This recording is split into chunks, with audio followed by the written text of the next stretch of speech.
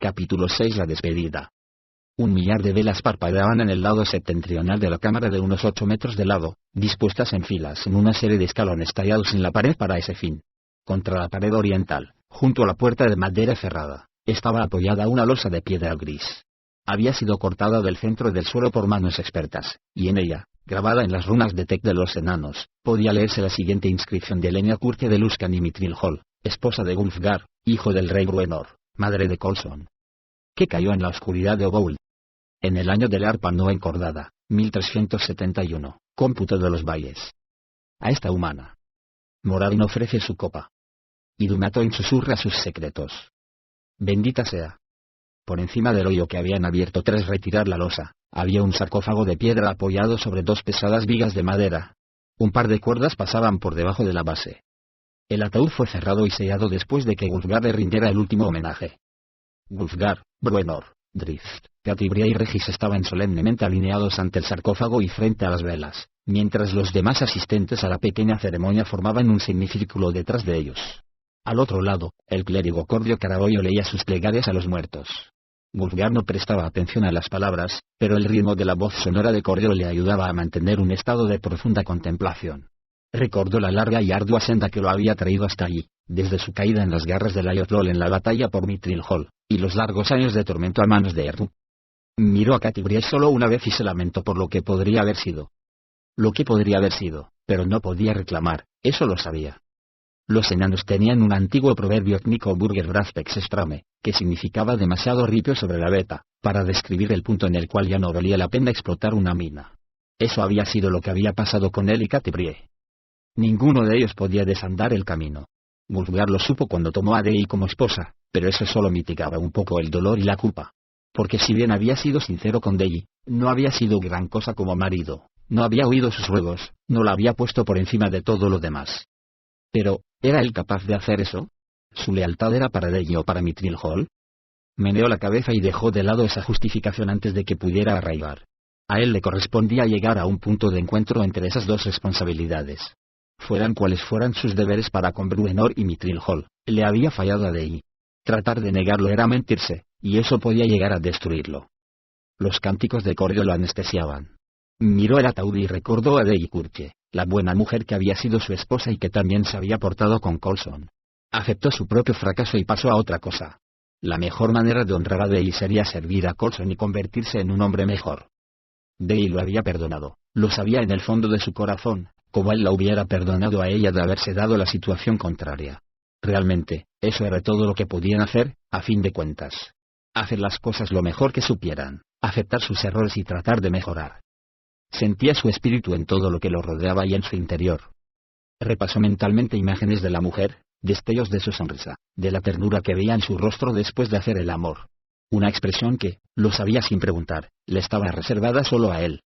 Evocó un momento en que había observado a Dei bailando con Coulson sin que notaran su presencia. En todo el tiempo en que habían estado juntos, jamás la había visto Wulfgar tan animada, tan libre, tan llena de vida. Era como si, a través de Coulson, y solo en ese momento, ella hubiera encontrado un poco de su propia infancia, o de la infancia que las duras circunstancias le habían impedido vivir realmente. Esa había sido la vez en que Wulfgar había podido acceder más plenamente a su alma, incluso más que cuando hacían el amor. Esa era la imagen que pervivía, la imagen que había quedado grabada a fuego en su conciencia. Tomó la decisión de que, en adelante, cada vez que pensara en Dei Curtie, la vería bailando con Coulson. Lucía en su rostro una sonrisa melancólica cuando Cordio acabó sus salmos. Tardó unos instantes en darse cuenta de que todas las miradas estaban fijas en él. «Ha preguntado si quieres decir unas palabras», le explicó Drizzt en voz baja. Wulfgar asintió y miró a los enanos que tenía a su alrededor, y a Regis y Catibrie. «No es este el lugar donde Dei Curtie habría querido ser enterrada», dijo de pronto. A pesar de su afecto por el clan Batlehammer, no le gustaban los túneles. Pero se siente realmente honrada de que tan buenas personas hayan hecho esto por ella. Miró el sarcófago y volvió a sonreír. «Te merecías mucho más que la vida que siempre te tocó vivir. Yo soy mejor hombre por haberte conocido, y te llevaré conmigo para siempre. Adiós, esposa mía, mi amor». Sintió que una mano cogía la suya y al volverse vio a Catibrie a su lado. Drizzt puso su mano encima de las de ambos, y Regis y Bruenor se unieron a ellos. Dei se merecía algo mejor, pensó Wulfgar, y yo no me merezco unos amigos como estos. El sol ascendía por el brillante cielo azul al otro lado del Surbrin, que tenían delante. Al norte, a lo largo de las murallas, sonaban las mazas acompañadas por un coro de enanos, que cantaban y silbaban mientras realizaban su importante trabajo. También al otro lado del Surbrin, muchos enanos y humanos trabajaban duro, reforzando los soportes y pilares del puente, y transportando los materiales que iban a necesitar para construir ese verano el puente como era debido. En el aire flotaba un decidido hálito de primavera ese quinto día de Chess, y detrás de los 5 amigos, pequeños riachuelos bajaban danzando por la pedregosa ladera. Será una breve apertura, según dicen, les comunicó Drizzt a los demás. El río todavía no está crecido con el deshielo de la primavera, y por lo tanto, el transbordador puede atravesarlo. Pero en cuanto el deshielo haya llegado a su apogeo, no penséis en realizar muchas travesías.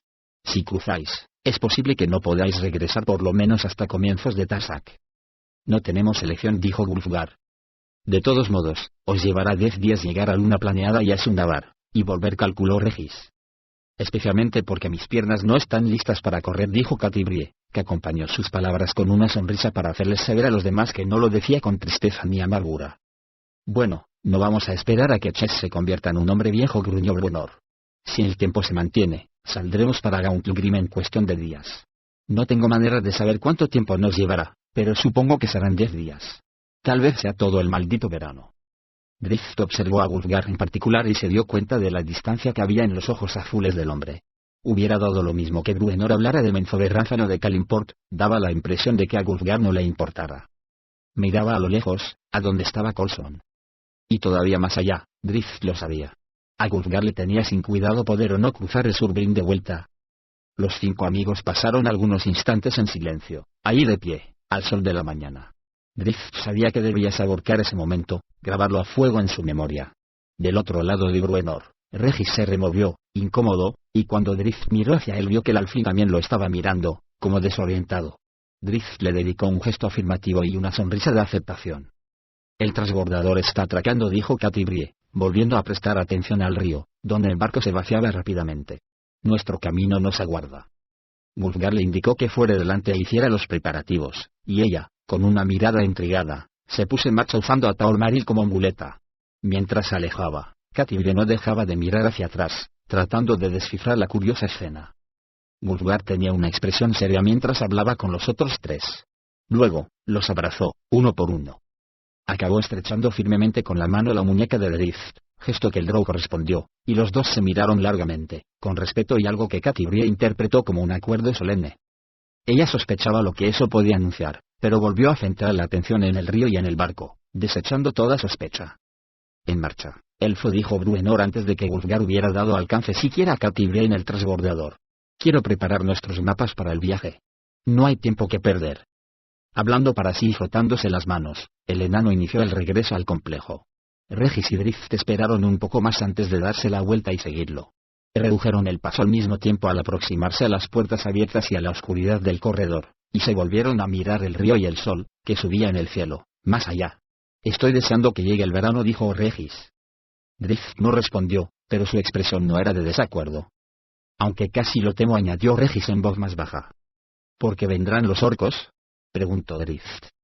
Porque tal vez no vengan otros, dijo Regis, echando una mirada a los dos que se iban y que estaban subiendo al transbordador con la vista fija en el este, sin volverse a mirar atrás.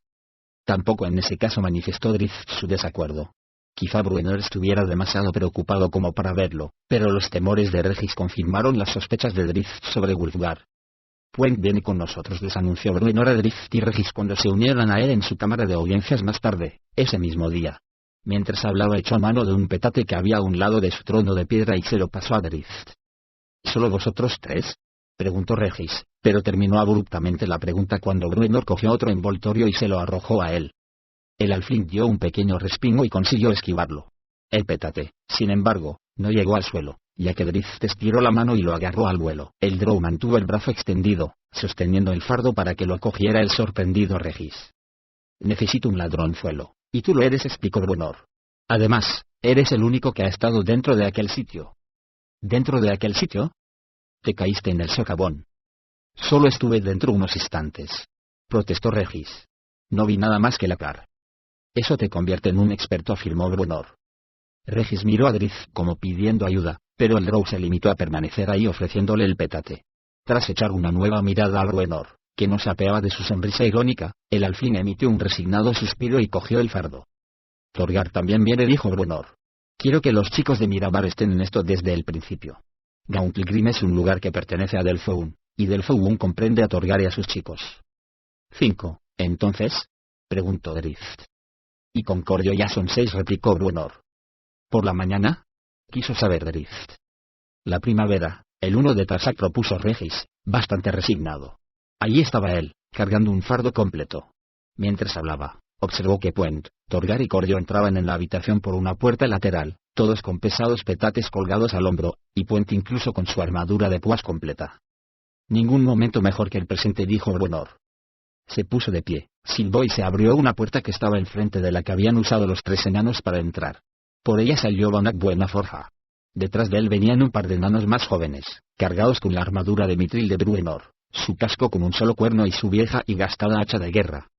Parece que nuestro amigo ha estado tramando cosas a espaldas nuestras, le comentó Drift a Regis, que no parecía nada divertido. Tuyos son el trono y la sala, le dijo Bruenor a Banach, y tras bajarse del podio, estrechó con fuerza la mano que le ofrecía su amigo. No vayas a ser un administrador demasiado bueno, o la gente no querrá que yo vuelva. Eso no es posible, mi rey, dijo Banach. Los haría ir a buscarte, aunque solo fuera para guardar el trono. Bruenor respondió a eso con una amplia sonrisa que dejó al descubierto todos sus dientes, que relucieron a través de la hirsuta barba rojiza. Pocos enanos del clan Batlehammer, o de cualquier otro clan, se hubiesen atrevido a hablarle con semejante irreverencia, pero Banach se había ganado con creces ese derecho. Me voy en paz porque lo hago sabiendo que te dejo a ti al cargo, dijo Bruenor con toda seriedad. La sonrisa de Banach desapareció e hizo a su rey una agradecida reverencia. En marcha entonces, elfo, y tú, panza redonda, dijo Bruenor, calzándose la malla de mitril por encima de la cabeza y poniéndose el abollado yelmo. Mis muchachos han abierto un agujero en el oeste para que no tengamos que dar toda la vuelta por encima del barranco de Garun y rodear después la montaña. No hay tiempo que perder.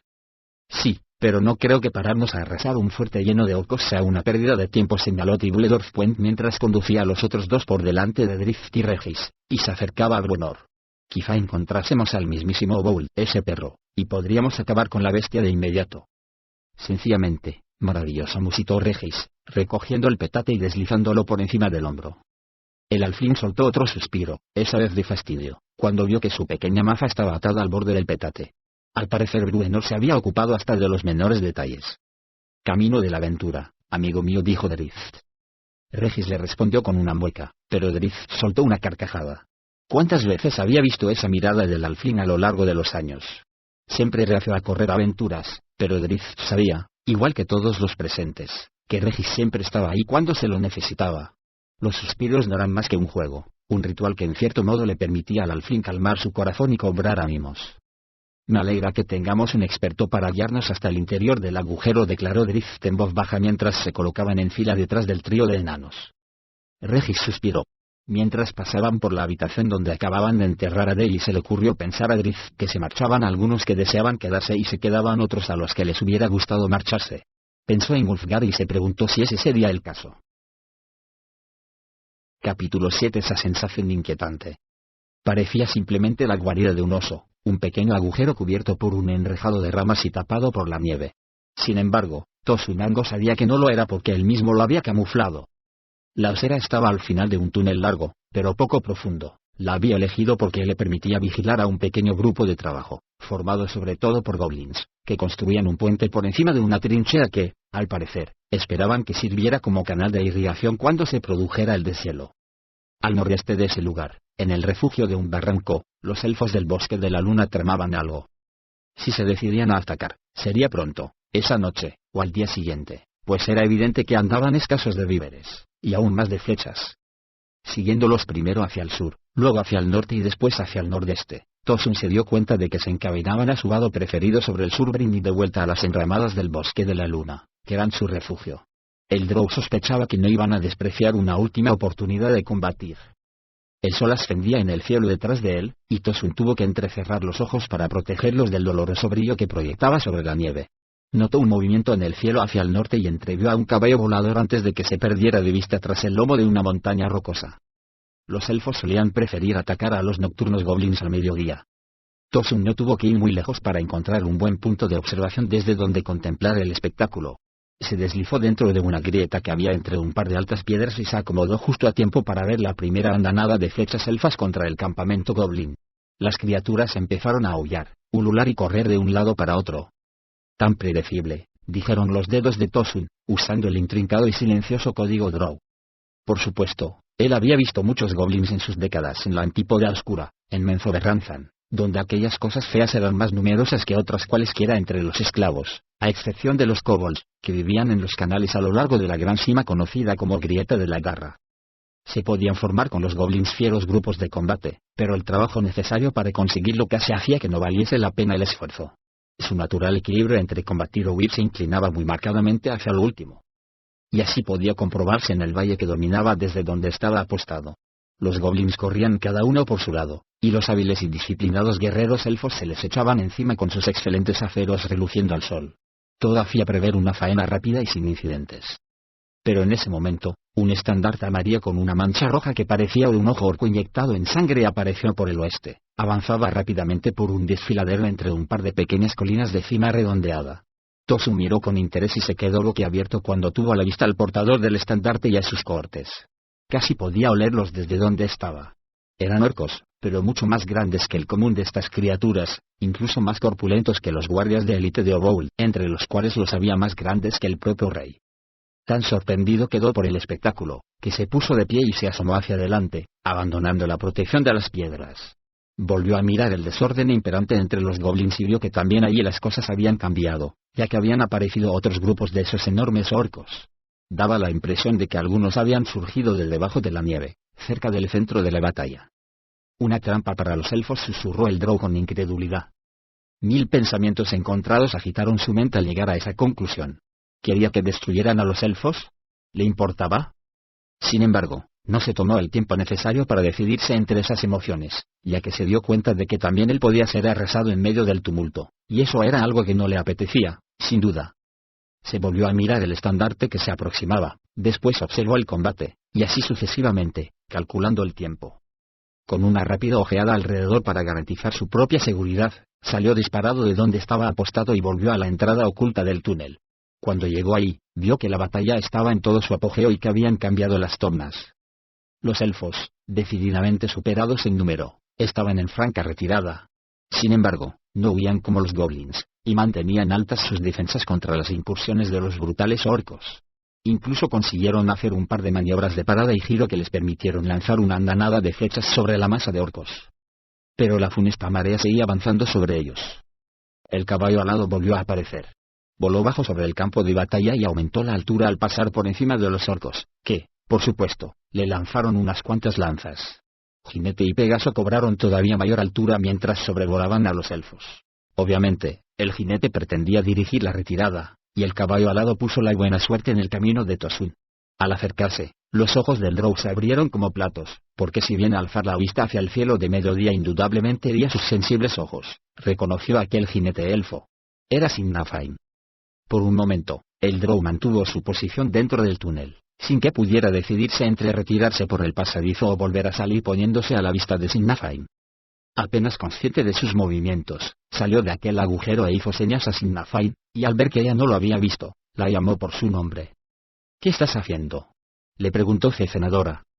El súbito tirón de las riendas hizo que el Pegaso se parara en seco, y Tosun supo que Sinnafain lo había visto. Se sintió algo reconfortado al ver que su siguiente movimiento no fue sacar el arco. «¿Volverías con ellos?», preguntó Cecenadora, y la comunicación telepática tenía un deje de furia decidida. Sinnafain hizo describir al caballo alado un lento giro sin apartar en ningún momento los ojos del Drow. Estaba demasiado lejos de Tosun para que él pudiera verle la cara o adivinar lo que pudiera estar pensando, pero ella seguía sin preparar el arco. Tampoco había hecho señas para que sus amigos en retirada cambiaran de rumbo.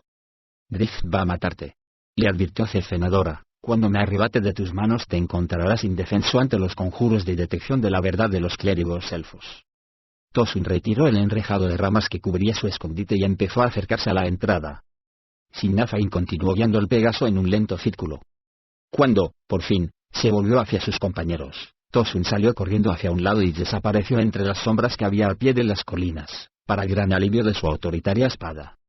El Drow solo miró hacia atrás una vez, y vio a los elfos entrando uno a uno en el túnel. Alzó la vista buscando al Pegaso, pero en ese momento había desaparecido tras las cimas de las montañas. Sin embargo, Sinnafain había confiado en él. Era increíble, Sinnafain había confiado en él. Tosun no acababa de decidir si eso era motivo de orgullo o si rebajaba su respeto por los elfos. Quizá un poco de ambas cosas. Sinnafain no podía seguir el avance de sus compañeros, ni tampoco podía entrar en el túnel cabalgando sobre Amanecer, como era evidente. Volvió a aparecer sobre la cadena y voló cerca de la entrada de la pequeña cueva. Sacó su arco y empezó a lanzar flechas contra la primera fila del avance orco. Mantuvo su ataque incluso cuando ya los elfos habían desaparecido bajo tierra, pero los enormes orcos tenían escudos pesados capaces de frustrar sus ataques, y Sinnafain solo podía confiar en retrasarlos lo suficiente como para que sus amigos pudieran escapar. Ganó altura y volvió a volar otra vez por encima de las montañas. Buscaba tanto a Tosun como a sus amigos, pero no había ni rastro del Drow. Después de un buen rato, cuando empezaba a sentir que Amanecer se estaba cansando, la elfa pudo dar por fin un suspiro de alivio al ver un destello blanco en medio de un bosquete un poco hacia el este que le indicó que Albondiel y los demás elfos habían conseguido huir por el túnel. Sinnafain dio un rodeo para llegar a ellos, pues no quería ofrecer ninguna pista a cualquier oteador orco que pudiera verla descender desde lo alto, y para cuando llegó al suelo, ya había mucha actividad. En un pequeño claro situado en la profundidad de los bosques se había dispuesto a los heridos unos junto a otros, y los sacerdotes los estaban atendiendo. Otro grupo transportaba pesados troncos y piedras para cerrar la salida del túnel, y el resto se había refugiado entre los árboles que rodeaban el claro, instaurando una línea defensiva que les permitiera atacar al enemigo que se aproximase desde distintos ángulos de fuego superpuestos. Mientras guiaba a Amanecer por un sendero entre los árboles, Sinnafain oyó mencionar repetidamente en susurros el nombre del rey Oboul, ya que muchos de los elfos estaban seguros de que había venido. Encontró a Albondiel cerca de los heridos, de pie a un lado del campo y escogiendo entre los petates y las armas sobrantes. «Has salvado a muchos» fue la frase con que la saludó Albondiel cuando se acercó. «De no habernos guiado hasta ese túnel, muchos habrían muerto. Podría haber sido una derrota absoluta». Sinnafain pensó en mencionar que no era mérito suyo, sino de cierto Drow, pero se cuidó mucho de decirlo. «¿Cuántos cayeron?» «Tuvimos 4 bajas», le dijo Albondiel con tono sombrío. Señaló hacia el pequeño claro donde los heridos yacían sobre mantas tendidas en la nieve. 2 de ellos están gravemente heridos, tal vez mortalmente. Nosotros, es decir, yo debería haber visto la trampa desde el aire, dijo Sinnafain, volviéndose hacia la cadena del este que bloqueaba la visión del campo de batalla. La emboscada de los orcos estaba bien preparada, respondió Albondiel. Los que prepararon este campo de batalla tenían un buen conocimiento de nuestra táctica, nos han estudiado y han aprendido a contrarrestar nuestros métodos. Puede ser que haya llegado el momento de atravesar el Surbirin y regresar. Andamos escasos de provisiones, le recordó Sinnafain. Tal vez sea hora de permanecer al otro lado del Surbirin, aclaró Albondiel. Una vez más volvió a la mente de Sinnafain el recuerdo de cierto elfo oscuro. ¿Los habría traicionado Tosun? Había luchado junto a ellos durante un tiempo corto y conocía bien sus tácticas. Además, era un Drow, y no había otra raza en todo el mundo más capaz de tender una emboscada que los traicioneros elfos oscuros. Claro estaba que les había indicado a los elfos el camino para huir. Con cualquier otra raza, eso habría bastado para disipar las sospechas de Sinnafain, pero ella no podía olvidar que Tosun era un elfo oscuro, y que no era Drift Durden, que había demostrado su valía repetidamente a lo largo de los años. Tal vez Tosun estaba jugando a enfrentar a los elfos con los orcos para sacar alguna ventaja, o simplemente para divertirse. Sinnafain, llamó Albondiel, sacándola de sus cavilaciones. ¿El Surbirin? ¿El bosque de la luna? ¿Te parece que hemos terminado aquí?, preguntó Sinnafain. El tiempo está más templado, y a los orcos les resultará más fácil desplazarse en los próximos días. Estarán menos aislados los unos de los otros y, por lo tanto, nuestra labor aquí será más difícil. Y se han fijado en nosotros. Es hora de marcharnos, dijo Albondiel. Sinnafain asintió y miró hacia el este. En la distancia podía vislumbrarse la línea plateada del Surbirin como un destello en el horizonte. Me gustaría que nos topásemos con Tosun por el camino, dijo Sinnafain. Tengo muchas preguntas que hacerle. Albondiel la miró, sorprendido, un momento, y a continuación dio su consentimiento. Aunque parecía algo fuera de contexto, el deseo era razonable. Claro estaba que los dos sabían que no iba a ser fácil dar caza al Drow en esas regiones salvajes. Los conozco, le aseguró Tosun a la dubitativa cercenadora. Dark es jefe de una tribu importante.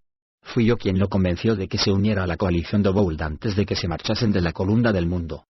Han sucedido muchas cosas, le recordó cercenadora, entre Tosun y Obould. Si estos tres se enteraran de tu último encuentro con el rey orco, no te darían la bienvenida. No estaban ahí, le aseguró Tosun a la espada. ¿No se han enterado de la caída de Caerlich Suunwet? Preguntó Cercenadora. ¿Estás absolutamente seguro? Aunque así fuera, conocen muy bien el carácter de Oboul, le explicó Tosun. Aceptarán que lo puso furioso lo de caer licenciado. ¿Crees que alguno de estos orcos no ha perdido a alguno de sus amigos por el carácter de Oboul? Y, sin embargo, siguen siendo leales a él. Arriesgas mucho. No arriesgo nada, sostuvo Tosun. Si Nark y sus amigos saben que Oboul me persigue, o se han llegado a la conclusión de que estoy coaligado con los elfos, entonces tendremos que matarlos. No creía que semejante perspectiva pudiera desagradar a Cercenadora. Sabía que había pronunciado las palabras mágicas, porque la espada guardó silencio en su mente, e incluso sintió la avidez que emanaba de ella. Seguía pensando en la conversación mientras bajaba hacia el trío de orcos que se habían desplazado a un lado del área de construcción donde los orcos de corpulencia nada habitual se habían reunido. Llegó a la conclusión de que Cercenadora le había hecho un cumplido al dar a entender que no quería que le fuera arrebatada. Escogió con cuidado su camino hacia los tres orcos, dejando una ruta rápida de escape por si surgía la necesidad, cosa que temía. Varias veces se detuvo para escudriñar los alrededores en busca de algún guardia que se le hubiera pasado por alto. Cuando todavía estaba a cierta distancia de los tres, gritó el esperado y respetuoso saludo al jefe. «Hola, Nark, que la quijada del lobo muerda con fuerza», dijo con su mejor acento orco, aunque sin tratar de ocultar su propio acento de Drow de la antípoda oscura. Los observó atentamente para calibrar su reacción inicial, sabiendo que esa sería la verdad irrebatible.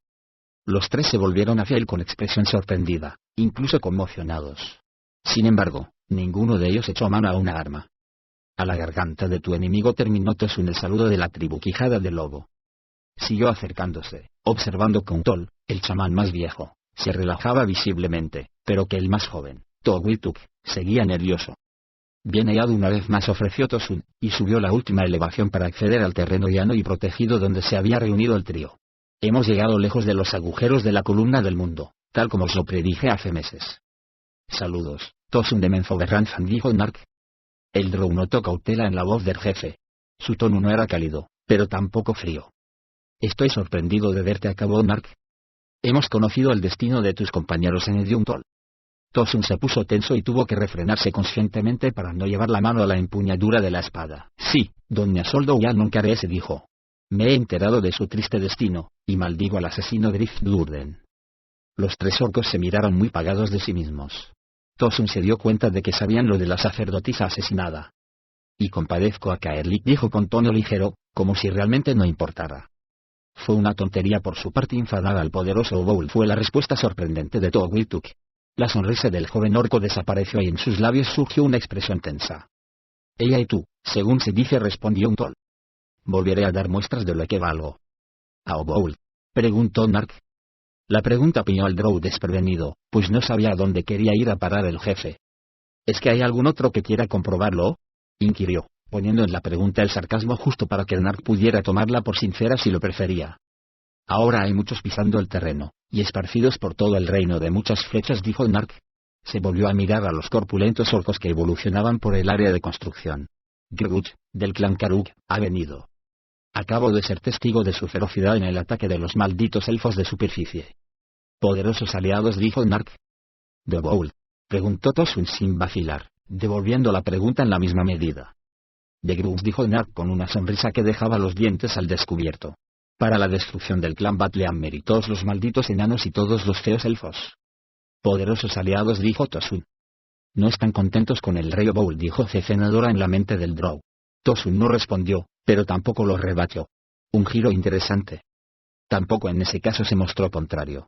Sintió una sensación inquietante, esa sensación excitante que asaltaba a muchos de los seguidores de Yod cuando descubrían que se les había presentado una ocasión de hacer alguna maldad. Pensó en Sinafain y los suyos, pero no durante mucho tiempo. El goce del caos se debía precisamente a que solía ser muy fácil y no requería una profunda contemplación.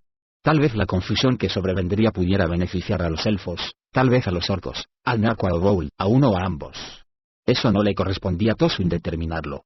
Su deber era asegurarse de que, independientemente de dónde pudiera estallar el tumulto, él estuviera en la mejor situación de sobrevivir y de beneficiarse. A pesar de todo el tiempo que había pasado últimamente con los elfos, de todo lo que fantaseaba sobrevivir entre las gentes de la superficie, por encima de todo Tosunago seguía siendo un drow. Además percibió con toda claridad la entusiasta aprobación de Cezenadora. Gregut no estaba contento. Recorrió a grandes zancadas la ladera delante de la entrada del túnel, y todo el clan Karuk huyó al verlo venir. Todos salvo Akun, por supuesto. Akun no podía huir de Gregut. No le estaba permitido. Si Gregut decidía que quería matar a Akun, entonces Akun tenía que aceptarlo como su destino. Siendo como era el chamán del clan Karuk, esa era su responsabilidad, y los parientes de Akun lo habían aceptado generación tras generación, lo cual les había costado la vida a unos cuantos miembros de la familia. Sin embargo, sabía que Gregut no lo cortaría en dos. El jefe estaba furioso por la huida de los elfos, pero la batalla claramente había acabado en victoria para el clan Karuk. No solo habían herido a algunos elfos, sino que los habían hecho huir, y de no haber sido por ese molesto túnel, la banda de los elfos jamás habría escapado a una total derrota. Los enormes brutos del clan Karuk no podían seguirlos, sin embargo, por el túnel, y ese era el motivo de la frustración de Gregut. «Esto no se acaba aquí», le dijo a Akun a la cara. «Por supuesto que no. Yo quería dejar un mensaje contundente en nuestro primer encuentro con esos tipos feos y afeminados».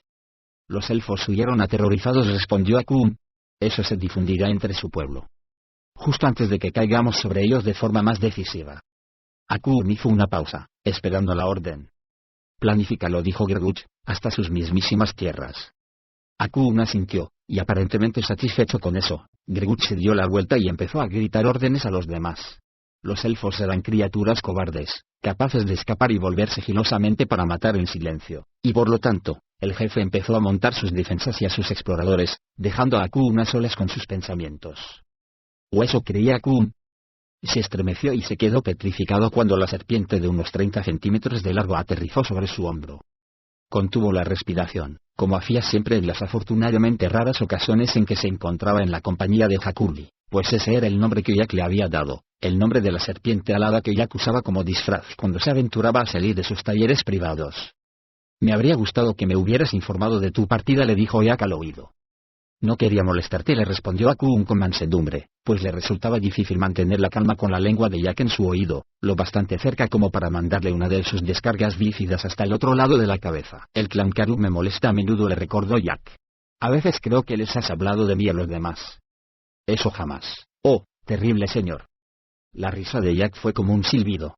Cuando había empezado su engaño y dominio de los orcos, décadas atrás, sus acciones se habían guiado solo por el pragmatismo. Pero a lo largo de los años había llegado a aceptar la verdad. Le encantaba aterrorizar a esas feas criaturas. A decir verdad, ese era uno de los pocos placeres que le quedaban a Jack el gnomo, que vivía una vida de austeridad ¿y qué más? Aburrimiento, lo sabía, y sentía una punzada al admitirlo. En lo más recóndito de su corazón, Jack comprendía muy bien por qué había seguido a los Karuk fuera de las cuevas, porque su temor a sufrir algún daño, a la muerte incluso, no superaba el temor de dejar que Lodo siguiera igual. «¿Por qué os habéis aventurado a salir de la antípoda oscura?», preguntó. Akun meneó la cabeza. «Si las noticias son ciertas, hay mucho que ganar aquí fuera». «¿Para el clan Karuk?» «Sí, para Hakuli». Akun tragó saliva y la risa sibilante de Jack volvió a sonar en su oído. «Para Grunt», se atrevió a decir Akun en un susurro. Aunque lo dijo en voz casi inaudible, Jack se quedó callado. A pesar de todo el sometimiento que había tenido que soportar su familia, el fanatismo con que sus miembros servían a Grunt jamás se había puesto en entredicho.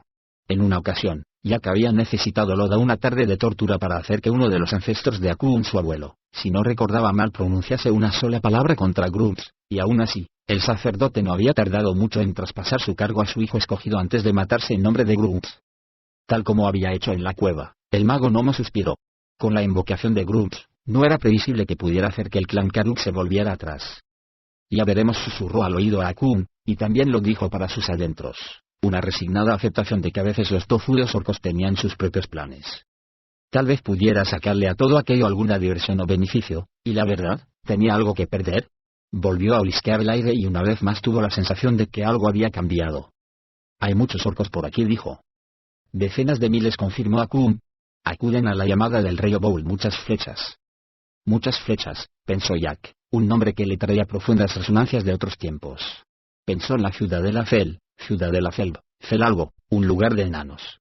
A Jack no le gustaban mucho los enanos. Lo fastidiaban al menos tanto como los orcos, con sus martillazos y sus estúpidos cánticos, a los que ellos, fuera de toda razón, consideraban música. Ya veremos, volvió a decirle a Kuhn.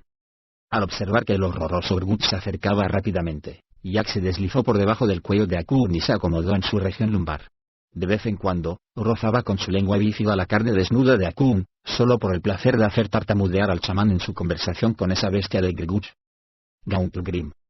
Gauntlgrim. Provengo de la antípoda oscura, tierra de monstruos.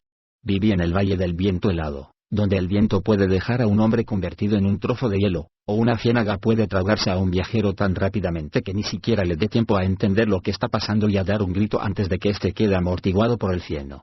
Gracias a Gulfgar he vislumbrado los horrores del abismo, la tierra de los demonios, y no creo que pueda haber un lugar más vil, más lleno de odio ni más espantoso. Es realmente una existencia peligrosa. Me he rodeado de amigos dispuestos a enfrentarse sin temor a esos monstruos, al viento y a las ciénagas y a los demonios, con un gruñido y un rugido, la expresión firme y una arma en la mano. Ninguno sería capaz de hacerles frente con más audacia que Bruenor, por supuesto. Pero hay algo capaz de estremecerlo incluso a él, de estremecernos a todos tan ciertamente como si el suelo debajo de nuestros pies empezara a temblar y se abriera. El cambio.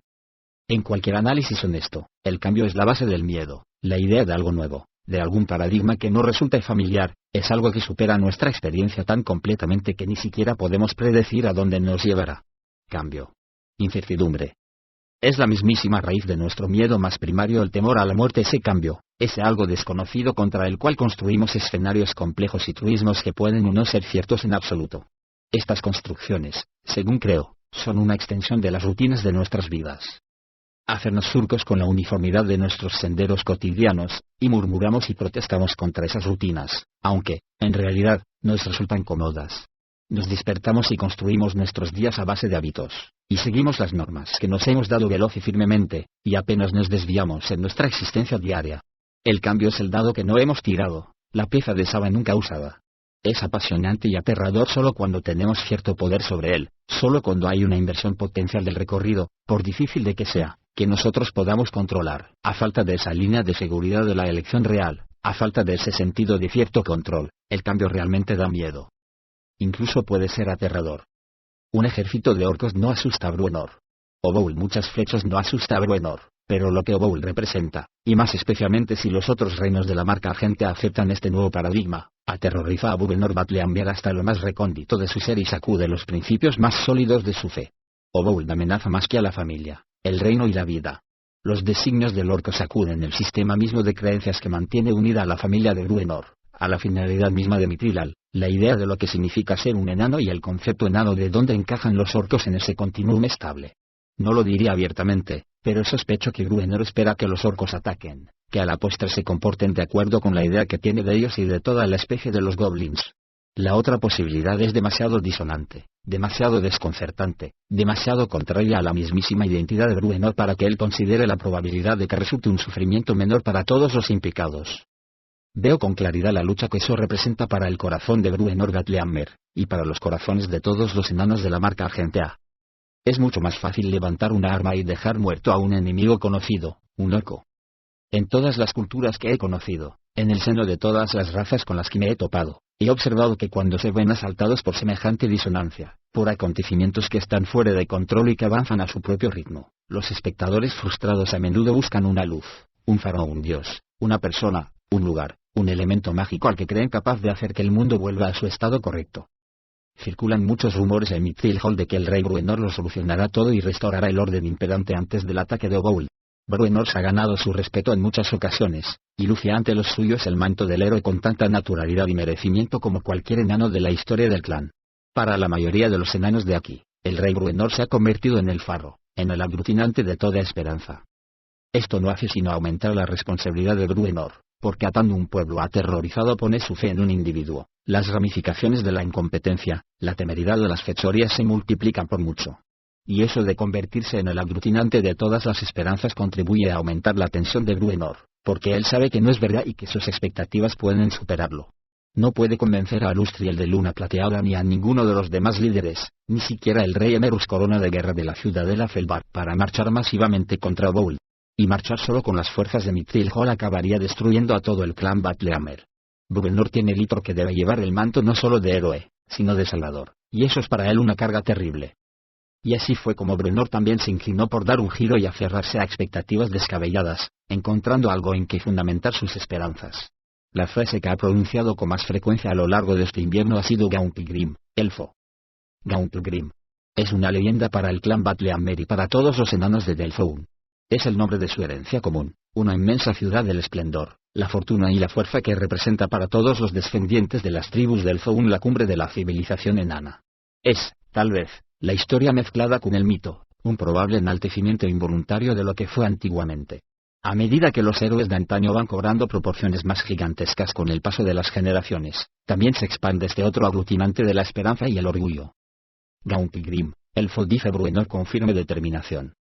Está seguro de que ahí residen todas sus respuestas. En Gauntlegrim, Bruenor encontrará una vía para volver atrás lo hecho por el rey Ogoul. En Gauntlegrim, descubrirá cómo hacer que los orcos vuelvan a sus agujeros y, lo que es más importante, cómo hacer que las razas de la marca argenta vuelvan a la posición que les corresponde, a lugares que tengan sentido para un enano viejo, inflexible. Está convencido de que hemos encontrado este reino mágico en nuestro viaje hasta aquí desde la Costa de la Espada. Tiene que creer que este pozo nada singular que conduce a un desfiladero largo tiempo olvidado es realmente la entrada a un lugar donde él podrá encontrar sus respuestas. De no ser así, tendrá que convertirse él mismo en la respuesta para su ansioso pueblo. Y Bruenor sabe que la fe de los suyos no está bien encaminada, porque en el presente tiene que responder a ese enigma que es Ogoul. Por eso dice Gauntlegrim, elfo, con la misma convicción con que un devoto creyente pronuncia el nombre de su Dios Salvador. Iremos a ese lugar, a ese agujero en el suelo de un árido desfiladero en el oeste. Iremos y encontraremos Gauntlegrim, sea cual sea el auténtico significado de este nombre. Tal vez el instinto de Bruenor sea certero. ¿Podría ser que Moraine se lo hubiera dicho en los días que precedieron a su muerte? Tal vez encontremos algo totalmente diferente, pero eso le dará a Bruenor la claridad que necesita para encontrar las respuestas para Mithril Hall. Obsesionado y desesperado como está y como está su pueblo, Bruenor no entiende todavía que la cuestión no es el nombre que haya adjudicado a nuestro Salvador. La cuestión es la búsqueda en sí, la búsqueda de soluciones y de la verdad, y en el lugar que ha establecido como nuestra meta. Gauntlegrim, elfo. Sin duda. Drift Dourden.